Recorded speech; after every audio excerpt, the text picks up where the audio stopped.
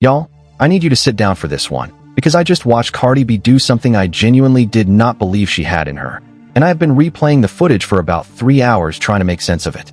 Cardi B, our Cardi. The same Cardi who told the world she was done with the disrespect. The same Cardi who built an entire era on the back of I Deserve Peace. That same woman is reportedly giving Stefon Diggs a second chance. After the scandal, after the receipts, after everything that flooded the internet last month. And the part nobody is talking about, the part that has me up at night, is that this is not a reunion. This is not a love story. This is a contract dressed up like a comeback, and once I show you the timeline, you are not going to be able to unsee it. So grab a drink, get comfortable, because this mess deserves a deep dive, and I promise you, by the time I'm done, you're going to be looking at Cardi, Stefon, and that whole little press tour completely differently. Okay, so let me set the table real quick, because some of y'all have been living under a rock, and that is not your fault. Baby, life is busy. Here's the recap. About 6 weeks ago, the internet imploded. Screenshots, alleged DMs, a mystery woman, a flight nobody could explain, and one very specific receipt that put Stefon Diggs in a place he absolutely was not supposed to be. Cardi went quiet. Too quiet. The kind of quiet that scared people, because anybody who has followed Cardi for more than 5 minutes knows our girl does not do quiet. Cardi does loud. Cardi does Instagram live at 3 in the morning in a bonnet eating hot wings, telling a man exactly where to go. So when she went silent, everybody knew it was bad. The breakup was implied. The unfollow happened. The hard launch of Single Cardi started, and we were all here for it. We were all braiding our hair, putting our earrings in the cup, ready to fight on her behalf. And then, out of nowhere, last weekend, a video drops. Cardi and Stefon, same restaurant, same private booth, her hand on his knee, his head leaned in, and the caption underneath from a verified gossip page said, and I quote, "She gave him a second chance." Y'all, I screamed. My neighbor knocked on the wall. I am not joking. I am not exaggerating. I had to sit on the floor. But here is where the deep dive starts, because the surface story is not the story. The surface story is girl forgives man, love wins, the end. The real story is a 7-layer cake of strategy, money, family politics, industry deadlines, and one very specific clause buried inside a contract that nobody on TikTok is connecting. And I am about to connect every single dot for you right now. So stay with me, because we are about to go all the way in. Layer 1. The timing. The reconciliation video did not drop on a random Tuesday. It dropped exactly 48 hours before Cardi's new single was scheduled to be announced. 48 hours. Now, I am not the type to call coincidences when there is money involved, and there is always money involved. Cardi has a rollout. Cardi has a label. Cardi has a team of people whose entire job is to make sure that when she opens her mouth on a track, the algorithm is already foaming. And nothing feeds the algorithm like a reconciliation story. Sympathy streams are real, baby. Heartbreak streams are real. But you know what beats both of those? She took him back streams. Those are the streams where the comment section turns into a courtroom, and every single play gets recycled into a TikTok edit. Stefon knows that. Cardi's team knows that. Stefon's PR people, who I have it on very good authority, just hired a new crisis manager, definitely know that. And let me tell you something else about timing, because timing is the one thing in this industry that never, ever lies. The label, the brand, the management, the publicist, every single one of those people sat in a room and looked at a calendar, and they picked the exact day, the exact hour, the exact restaurant, because everything in entertainment is a release date in disguise. Birthdays are release dates. Weddings are release dates. Breakups are release dates. Reconciliations? Reconciliations are the Super Bowl of release dates. And the Super Bowl just happened 48 hours before her single dropped. Do the math, baby. The math is loud. Layer 2. The family. And this is where it gets juicy, because everybody is focused on Cardi and Stefon and nobody is looking at the photo that was posted on Stefon's mother's page exactly 4 days before the restaurant footage leaked. A picture. Cardi, Stefon's mom, Stefon's sister, all three of them, arms around each other, in matching pajamas, caption, "My girls." My girls. Now, you know how I feel about family-coded moves. A man does not put his mother on the front line unless he is trying to win a war. Stefon sent his mama out there. He sent his sister out there. He understood, on a deeply calculated level, that the one thing Cardi never got from her last relationship was a family that treated her like she belonged. Offset's people, allegedly, treated Cardi like the help. They never embraced her the way you embrace the mother of your brother's children. They never publicly defended her when the internet was eating her alive.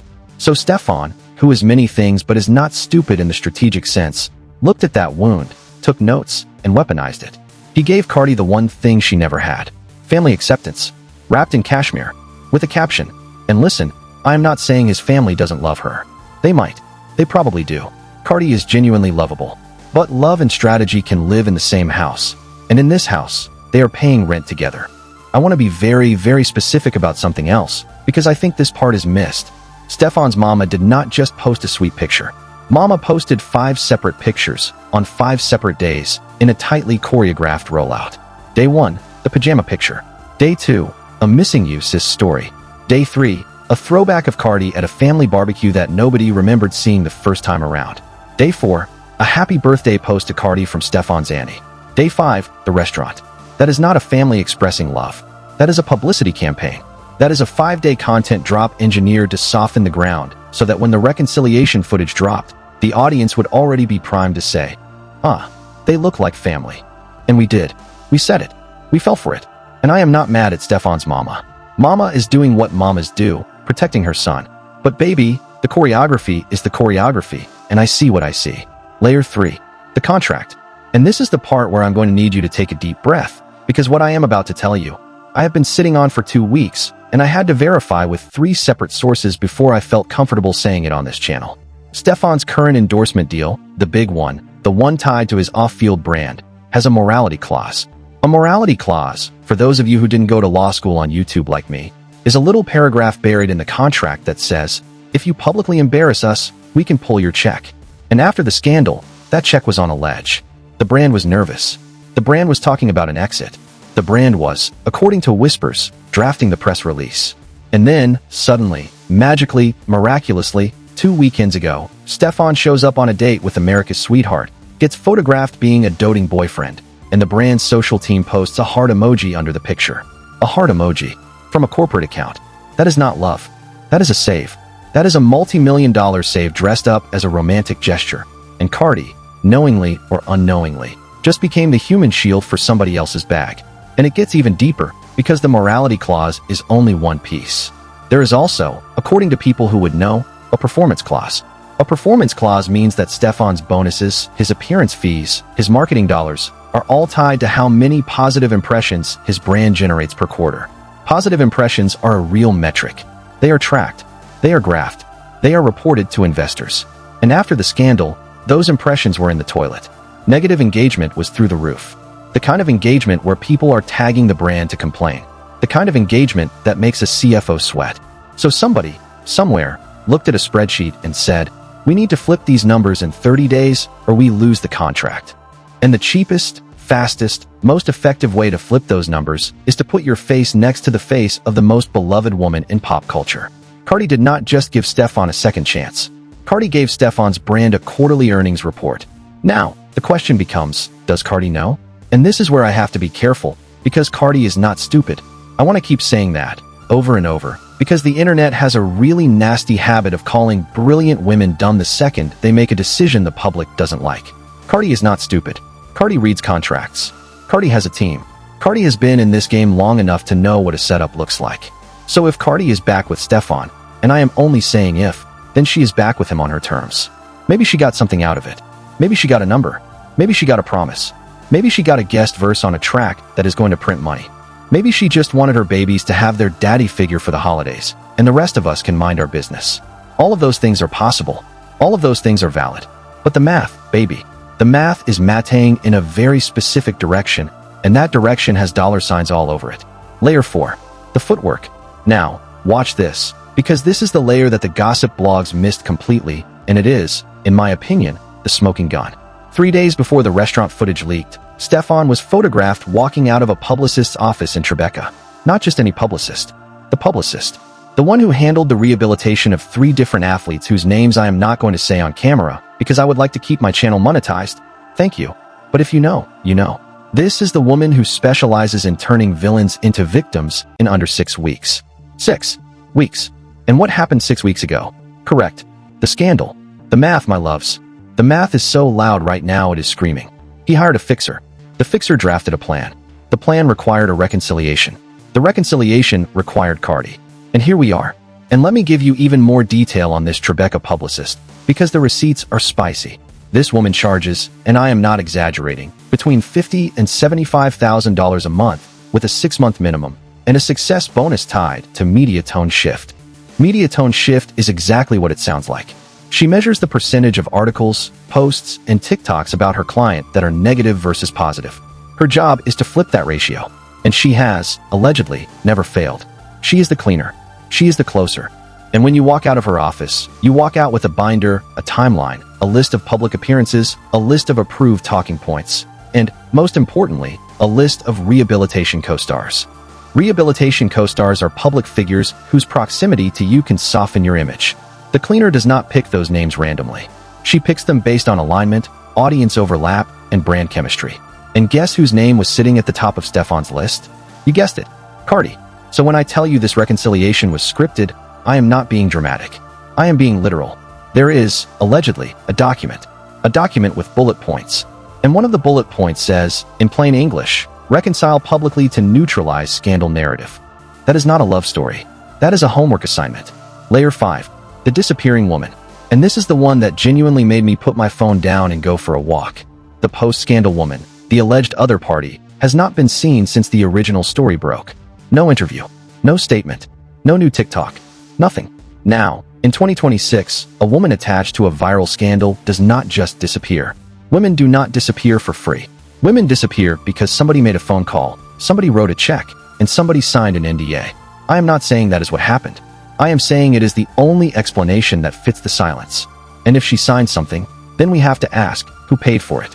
And if somebody paid for it, then we have to ask, did the reconciliation timeline get accelerated to make sure the NDA looked like a love story instead of a cover-up? Y'all, I am tired. I am tired, but I am right. And I want to give the other woman in this story her flowers, because she is the only person in this entire mess who does not have a team.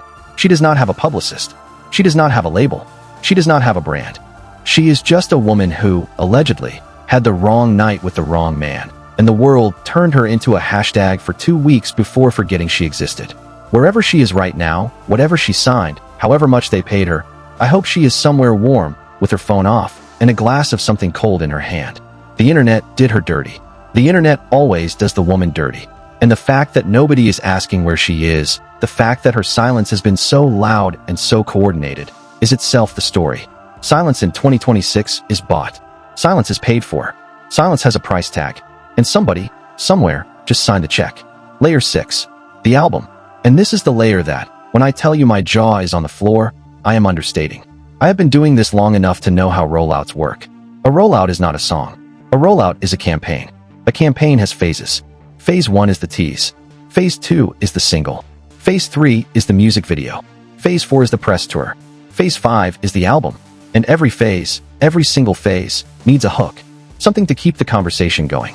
Something to give the algorithm a reason to keep showing your face on every For You page in America. So when I look at Cardi's rollout calendar, which I have, and I match it up against the Cardi and Stefon content drops, which I have, the alignment is not coincidence. It is choreography. The reconciliation drops 2 days before the single. The family pictures drop 4 days before the album announcement. The matching outfits drop 1 week before the music video. The cooking together story drops 3 days before the late-night TV appearance. Every single Cardi and Stefon moment is a planned content beat, sitting on a rollout calendar in a Google Doc with red highlights and color-coded deadlines. I would bet money on it. I would bet my favorite wig on it. I would bet the rent. The reconciliation is not the romance. The reconciliation is the marketing. Layer 7. The exit ramp. And this is the layer that finally let me sleep last night, because once I figured this out, the whole picture made sense. Every fake real relationship in entertainment has an exit ramp. The exit ramp is the pre-agreed escape clause that allows both parties to walk away cleanly when the campaign is done. It is usually scheduled around a tour ending, a season ending, an album cycle ending, or a major holiday. And in this case, the exit ramp is sitting right there on the calendar, blinking like a neon sign, exactly 11 months from now. 11 months, which is, conveniently, 2 weeks after Cardi's tour ends, 3 weeks after Stefon's contract renegotiation begins, and 1 week after the cleaner's success bonus is officially earned. 11 months. Write it down. Set a calendar reminder. When the breakup announcement comes, and it will come, you will think of this video, and you will remember that I told you in advance. Because the exit is already booked. The flights are already paid for. The publicist already has the press release in a draft folder with a blank space for the date, waiting to be filled in. Okay, let me pause, because I can feel some of you in the comments already typing, Tisa, you are reaching. And to that I say, baby, I am not reaching. I am reading. There is a difference. Reaching is when you connect dots that aren't there. Reading is when the dots are screaming, and you finally have the courage to say what everybody is whispering. And right now, everybody is whispering. Let's talk about Cardi's pattern, because patterns matter. Cardi has a documented history of giving men more chances than the average woman gives a parking meter. She is loyal. She is generous. She is the kind of woman who, when she loves you, will fight your mama for you. That is a beautiful quality, and it has also, historically, been used against her. Offset got chances. So many chances. Chances that came with public apologies, billboard apologies, song apologies, baby apologies. And every single time, the world told her she was a fool for staying, and every single time, she stayed anyway. Until she didn't. Until the day she said, I'm done, and she meant it. So when she meets Stefon, fresh out of one of the most public divorces of the decade, and Stefon comes in soft, comes in steady, comes in with the family, comes in with the I'm not him energy, of course Cardi opened the door. Of course she did. Anybody who has ever loved hard would have done the same. But here is the difference between the Offset chapter and the Stefon chapter. With Offset, Cardi was the prize and Offset was the chaser. With Stefon, Cardi might be the prize, but Stefon is the strategist, and that is a completely different sport. Offset wanted Cardi. Stefon needs Cardi. And anybody who has been on this earth for more than 15 minutes knows the difference between want and need is the difference between a love song and a hostage situation. And I am not saying Cardi is a hostage. I am saying the energy is different, and Cardi, brilliant as she is, might be the only person in the room not seeing it. Or, and this is the version I'm rooting for, she sees it perfectly, and she is playing a hand none of us are smart enough to read yet. Cardi has surprised us before. Cardi could be 3 moves ahead, building leverage we don't even know about. Cardi could be sitting on a record deal, a TV deal, a fashion deal, a documentary, a memoir, a podcast, a movie cameo, anything that requires Stefon being attached to her name for the next 6 months to maximize the rollout. And if that's the case, then the joke is on us, because we are all out here debating her love life, while she is over there cashing a check the size of a small country. Either way, the truth is somewhere in the middle, and the middle is messy, and the messy is what makes this story so good. Now let's get into the receipts that the regular gossip pages refuse to talk about, because I do not run a regular gossip page, I run a forensic gossip page, and we deal in evidence. Receipt number 1. The restaurant. The restaurant where they were photographed is not a random restaurant. It is a known paparazzi hotspot. It is the kind of restaurant that, when you walk in, you are choosing to be seen. Cardi knows this. Stefon knows this. Their teams know this. If they wanted to reconcile in private, there are 47 restaurants within a 10-block radius that have private entrances, private exits, and a confidentiality policy thicker than a phone book. They did not pick those. They picked the one with the windows facing the sidewalk. The windows facing the sidewalk. That is not a date. That is a stage. Receipt number 2. The outfit. Cardi wore a coat that retails for $9,000, paired with jewelry that retails for considerably more, paired with a hairstyle that takes a minimum of 6 hours to install. That is not a we are talking it out look. That is a we are launching a brand look. Brides were less prepped for their wedding day than Cardi wore for that dinner. Every single piece of that outfit was photographable, sponsorable, and tagged. By the next morning, the coat brand had a press release out. By the next afternoon, the jewelry brand had a campaign queued up. That is not a coincidence. That is choreography. Receipt number 3. The caption. Stefon's first post-reconciliation Instagram post was a black and white photo of the two of them, captioned with a single quote that, when you Google it, comes from a self-help book about second acts and brand revitalization. A self-help book about brand revitalization. Stefon, baby, you picked a quote from a marketing book to caption your love photo. The mask is not just slipping. The mask is on the floor. The mask is in another room. The mask is filed for unemployment. Receipt number 4. The paparazzi. The photos of the restaurant date were not taken by a random fan with an iPhone. They were taken by a specific freelance photographer who, surprise, surprise, has worked with Stefon's publicist on at least 2 prior campaigns. The same photographer, the same angles, the same lighting, the same lens. The photos were posted to the same gossip page that broke the original scandal 6 weeks ago, which means the page got tipped off in advance, which means somebody on Team Stefon made a phone call, which means this entire candid moment was about as candid as a Vogue cover shoot. Candid in 2026 is a marketing genre. Candid is a setting on your camera. Candid is what we call it when we want you to think nobody planned it, and somebody always plans it. Receipt number 5. The follow back. On the morning of the restaurant photos, Cardi followed Stefon back on Instagram. But here's the part that is wild. She did not just follow him. She liked 17 of his old posts, in order, working backwards from the most recent to the oldest. 17. In order. Now, who does that on their own phone? Cardi does not have time to scroll through 17 of her ex's posts at 6 in the morning. Somebody, and I am not naming names, but somebody on her social media team did that. Methodically, algorithmically, because liking posts in reverse chronological order is the fastest way to push your engagement to the top of the algorithm. That is not a girlfriend's heart. That is a social media manager strategy. The hands were Cardi's account, but the brain was a marketing team. Okay, but let me steelman the other side, because I want to be fair, even when fairness is hard. Maybe Stefon really did fall in love. Maybe the scandal scared him so badly that he actually went home, looked in the mirror, and decided to be a better man. Maybe his family pushed him to make it right, because they genuinely love Cardi. Maybe Cardi forgave him because forgiveness is something she has been working on, in therapy, in private, in the moments we don't get to see. Maybe the publicist visit was about something else entirely. Maybe the contract clause is a coincidence. Maybe the woman from the scandal got tired and chose peace on her own. Maybe. All of those maybes are possible. None of them are likely, but they are possible, and I owe it to you, my smart and beautiful audience, to put them on the table. Because here's the thing. The internet wants this to be simple. The internet wants Cardi to either be a queen or a fool. But Cardi is a human being, and human beings are complicated. She can be a queen who made a foolish decision. She can be a fool who happens to be a queen. She can be a strategist who got caught in her own strategy. She can be a romantic who got played by a strategist. She can be all of those things, on different days, at different hours, depending on the weather and the moon. And anybody, who tells you they know exactly what's going on in that house is lying. Including me. Especially me. I am telling you what I think. I am telling you what the receipts suggest. But the truth, the actual truth, lives behind a door I will never be allowed to open, and that's how it should be. Now, let's talk about Stefon, because I have been hard on him this whole video, and I want to be fair. Stefon is, by all accounts, a really good football player, a really good athlete, a man who, from the outside, has worked hard for everything he has. Stefon also, by all accounts, came up in an environment that taught him to play every angle, because every angle is the difference between making it and not making it. So when I say Stefon is calculating, I am not necessarily insulting him. I am describing a survival skill. The man learned how to survive in a league that chews people up and spits them out. Of course he calculates. Of course he plans.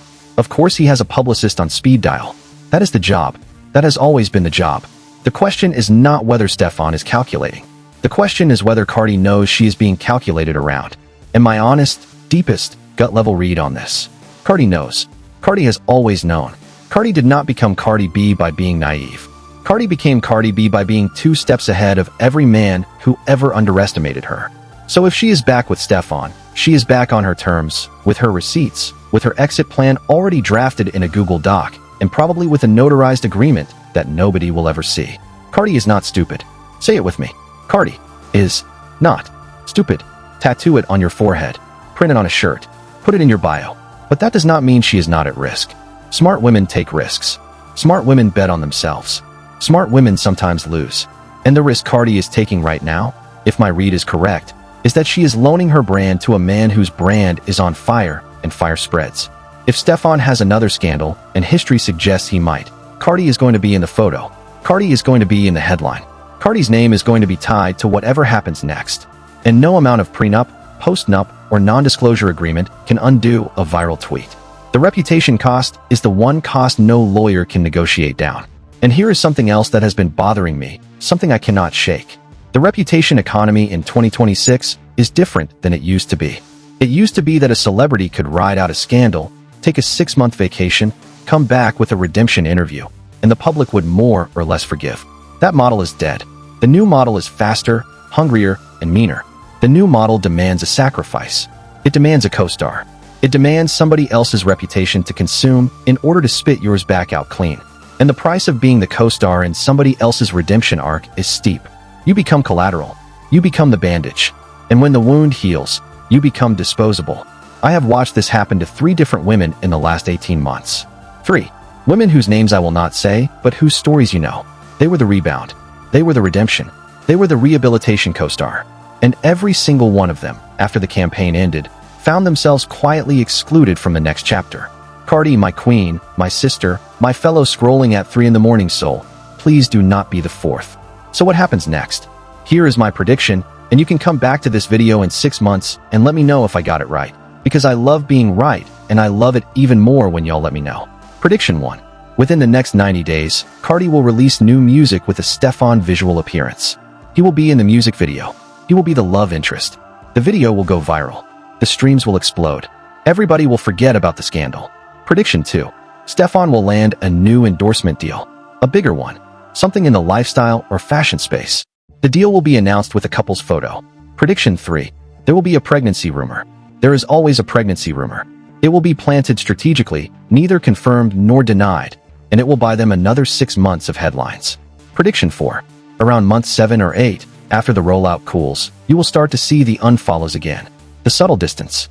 That they are taking time apart. And by month 12, we will be back here, on this channel, talking about how it all ended. Mark my words. Set a reminder. I will see you back here in a year, and I will be right. Prediction 5, and this is the one nobody is going to want to hear. Somewhere between month 4 and month 6, a new leaked story will conveniently emerge. It will be a small one. A minor one. I see. Look, the relationship is real. They are fighting like a real couple story. It will be planted on purpose to give the narrative texture, because narratives without texture die. Real relationships have friction. Fake real relationships have to manufacture friction. So watch the headlines.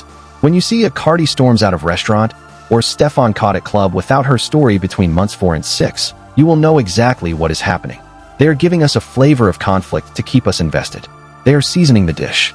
And when you see it, you will think of me, and you will text your group chat the link to this video, and you will say, Tisa called it. But, and this is a big but, I want to be wrong. I genuinely want to be wrong. I want Cardi to be happy. I want Stefon to have actually changed. I want the family to be real. I want the love to be real. I want the kids to grow up watching 2 people who actually figured it out. I want the version of this story that ends with both of them on a porch somewhere, holding hands, watching their grandbabies play in the yard. That is the story I am rooting for. But hope is not a strategy, and rooting is not a receipt, and right now the receipts are telling a different story. Let me tell you something I have learned from 12 years of watching this industry. The people who survive in entertainment are not the people with the most talent. They are not the people with the best voices. They are not the people with the prettiest faces. They are the people who understand, deep in their bones, that everything is content. Every breath, every meal, every breakup, every makeup, every funeral, every wedding, every Tuesday morning Starbucks run is content. And once you understand that, you stop being a person and you start being a brand. The brand has needs. The brand has deadlines. The brand has shareholders. And the brand will do whatever the brand needs to do to stay alive, including pretending to fall back in love with somebody it has not fully forgiven. That is the cost of being famous in 2026. The cost is that your heart becomes a product, and your tears become a marketing strategy, and your reconciliation becomes a press release. Some celebrities embrace it. Some fight it. Some, like Cardi, do a little of both. And the rest of us, the ones in the cheap seats, are left here trying to figure out which version of the story is real and which version is the campaign. Before I go, I want to say one more thing, because I think it matters. Whatever Cardi decides to do with her life is her business. She does not owe us an explanation. She does not owe us a confession. She does not owe us a single thing. She has given the world more honesty than most celebrities will give in 3 lifetimes. If she wants to take Stefon back, that's her right. If she wants to walk away, that's her right. If she wants to disappear to a private island and never speak to any of us again, baby, I will personally rent her the boat. The only thing I ask, the only thing I beg of her, is that she keeps her ear close to her own gut, and she ignores the noise, including mine. Because at the end of the day, Cardi is the one who has to live in that house, and we are just out here in the comments, eating popcorn, pretending we know more than we do. So that is my deep dive. That is the timeline. That is the receipts. That is the read. Do I think she gave him a second chance because love? No. Do I think she gave him a second chance because business? Probably. Do I think she gave him a second chance because she is plotting something I am not smart enough to see yet? Honestly, I would not put it past her, and that is the version of this story I am praying is true. Because if Cardi is in control, then the joke is on Stefon, and the joke is on the publicist, and the joke is on the brand, and the joke is on every single one of us who thought we knew what was going on.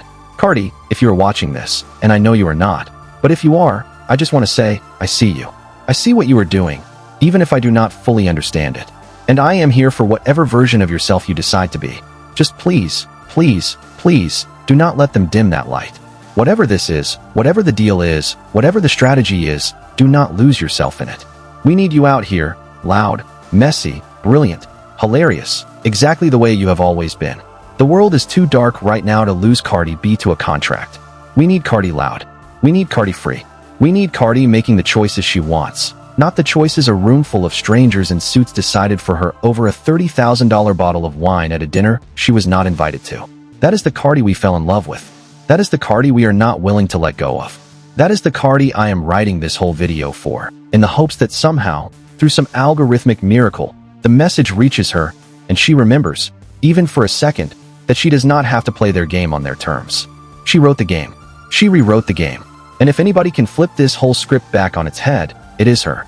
Now, before I close out, I have to give you one more piece of this puzzle, because if I do not, my conscience will not let me sleep, and I have a 6 a.m. facial tomorrow. The piece is this. The night before the restaurant footage dropped, somebody, and I am not going to say who but you can guess, hosted a small dinner at a private residence in Beverly Hills. A small dinner. 12 people. No phones allowed at the table. The kind of dinner that does not show up on any Instagram story, because the people there are too important to need an Instagram story. And at this dinner, according to a source who would absolutely know, the names Cardi and Stefon came up. Not as a question, as a decision. The decision was made. The handshake happened. The seating chart was rearranged. And by the next morning, the restaurant booking was made, the photographer was tipped off, the gossip page was on standby, and the rollout was greenlit. 12 hours, baby. 12 hours from boardroom to bouquet. That is not how love moves. That is how mergers move. And what we are watching, what we have been watching for 6 weeks, is a merger negotiated at a dinner table by people whose names we will never know, executed by publicists whose names we will never see, and performed for us, the audience, by two of the most magnetic public figures of our generation. It is brilliant. It is cynical. It is, depending on how you look at it, either the most romantic thing in the world or the most heartbreaking thing in the world. Probably both. Because in entertainment, those two things have always been the same thing. And that, my loves, is the part of the story that the regular gossip pages will never tell you. Not because they do not know. They know. They know exactly what I know. They know more than I know, honestly, because they get the calls I do not get and they sit in the rooms I do not sit in. They will not tell you because they cannot afford to. Their access depends on their silence. Their invitations depend on their cooperation. Their advertising depends on their compliance. So they will give you the surface. They will give you the photos. They will give you the caption. And they will leave the timeline, the contract, the cleaner, the dinner, the merger, and the exit ramp for somebody like me, somebody with a smaller budget and a bigger mouth, to put it together for you. Which is exactly what I am doing right now. And which is exactly why this channel exists. And one last thing before I sign off, because I cannot leave without saying it. There is a chance, a real and meaningful chance, that this entire video, every layer, every receipt, every prediction, every gut feeling, is wrong. There is a chance that two people met, fell in love, hit a rough patch, and chose to work it out, and there is nothing more to the story than that. I have to hold space for that possibility, because I am not God, I am not a private investigator, and I am not sitting in their living room. I am a woman with a laptop, a microphone, and 12 years of pattern recognition. Pattern recognition is not proof. Pattern recognition is a hypothesis, and the truth of any relationship can only be known by the two people inside it. So if this is real, if this is love, if this is the version of the story where everybody wins, then I will be the first one to make a follow-up video saying, I was wrong, and I have never been happier to be wrong. But until then, until the proof shows up, I am going with the receipts, because the receipts are all I have, and the receipts are screaming. And on that note, y'all know what to do. Tell me everything in the comments. Tell me if you think she's plotting. Tell me if you think she's in love. Tell me if you think I'm reaching. Tell me if you think I'm reading. Tell me what your Annie said at Thanksgiving. Tell me what your group chat is saying. Tell me the gossip from your nail salon. Tell me everything. I read every single comment, even the mean ones, even the ones where you call me dramatic, because baby, dramatic is the brand, and the brand is paying my rent. Like the video if you made it this far. Subscribe if you want to be here for part 2 when it inevitably drops, because I promise you, this story has so many more layers, and I have not even gotten to the part about the alleged prenup draft that was supposedly leaked to a certain blogger last week. But that is a video for another day, and I need a nap. Follow me on TikTok, follow me on Instagram, follow me on Snapchat, Follow me everywhere, because when the next bombshell drops, and it will drop, I want you locked in. This is Tisa, baby. This is the channel. This story is far, far from over. I will talk to y'all real soon. Bye.